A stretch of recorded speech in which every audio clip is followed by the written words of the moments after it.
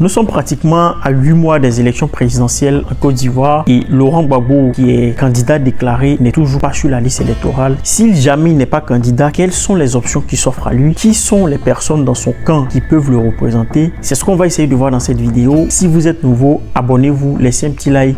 On est bientôt à 10 000 abonnés. Pour tous ceux qui regardent la chaîne, il y a à peu près 19 000 personnes qui regardent la chaîne sans être abonnés. Si ne serait-ce que 3 000 personnes s'abonnent parmi ces 19 000, on atteint les 10 000 abonnés.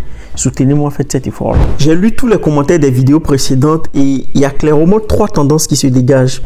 Il y a ceux qui sont à fond Tidjane Thiam, il y a ceux qui sont à fond Alassane Ouattara et il y a ceux qui disent on ne veut ni l'un ni l'autre, mais qui ne disent pas clairement qui d'autres ils souhaitent avoir en 2025. Parce que, bon, dans tous les cas, il va falloir qu'on ait un président de la République. Laurent Gbagbo n'est pas sur la liste électorale. On est à pratiquement 8 mois des élections présidentielles et on se demande comment ça va se passer pour qu'il soit sur la liste électorale. Alors, il y a 2 options. Il n'y en a pas 5, il n'y en a pas 6. Soit le président de la République dépose un projet de loi d'amnistie qui est voté par les députés et ensuite lui il va signer le décret d'application de ce projet de loi, donc de cette loi, pour permettre à Laurent Gbagbo de jouir de tous ses droits civiques et politiques et donc d'être sur la liste électorale. Ça, c'est la première option. La deuxième option, c'est que un député quelconque, donc un député du PDCI ou même du PPACI, dépose une proposition de loi, que cette loi-là soit adoptée par le Parlement et ensuite que le président de la République, Alassane Ouattara, signe le décret d'application, une loi d'amnistie, je précise, pour que Laurent Gbagbo puisse bénéficier de ses droits civils et politiques. Donc, vous voyez que aujourd'hui, dans la configuration actuelle, au bout de la chaîne, c'est la décision de Alassane Ouattara qui comptera pour que Laurent Gbagbo soit sur la liste électorale. Donc, on va essayer de faire un exercice très simple, c'est d'écrire en commentaire sur une échelle de 1 à 10 la probabilité que Alassane Ouattara signe aujourd'hui le décret d'application d'une loi d'amnistie pour que Laurent Gbagbo soit sur la liste électorale. Si le président Ouattara ne fait pas ça, si le président Ouattara ne signe pas le décret d'amnistie pour permettre à Laurent Gbagbo d'être sur la liste électorale, quelles sont les options qui lui restent? C'est de pouvoir trouver quelqu'un d'autre de sorte à ce que son parti soit représenté lors des élections présidentielles. C'est aussi simple que cela. Alors que quand on regarde aujourd'hui le PPACI, alors c'est très compliqué parce que la plupart des cadres ont soit des procédures judiciaires en cours, soit sont condamnés. On a vu que Damana Picasse et Justin Kwa ont été récemment condamnés. Donc en fait, les options sont extrêmement limitées. Awa Domelo essaie de jouer un peu sa carte, mais bon, je ne sais pas s'il a l'assentiment de tous les cadres, s'il est suffisamment validé par l'état-major du parti pour être le candidat du PPACI. Toujours est-il que pour l'instant, la seule piste qui est privilégiée au sein du parti, c'est la piste de Laurent Gbagbo.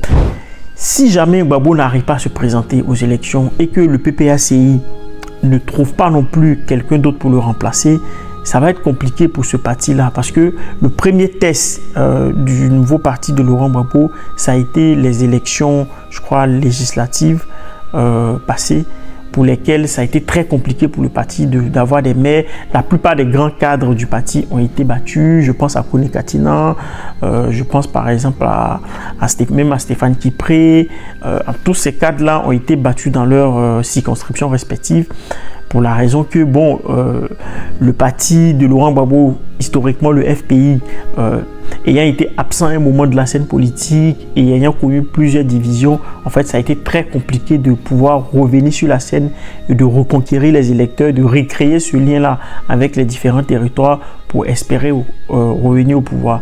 Donc, aujourd'hui, en termes de représentativité territoriale, le parti de Laurent Gbagbo n'est pas aussi puissant, même s'il garde une bonne popularité. Laurent Gbagbo lui-même, en tant que personne, garde une bonne popularité auprès des militants, mais ce n'est pas le cas en ce qui concerne la représentativité de ces cadres à l'Assemblée nationale et au niveau des collectivités territoriales.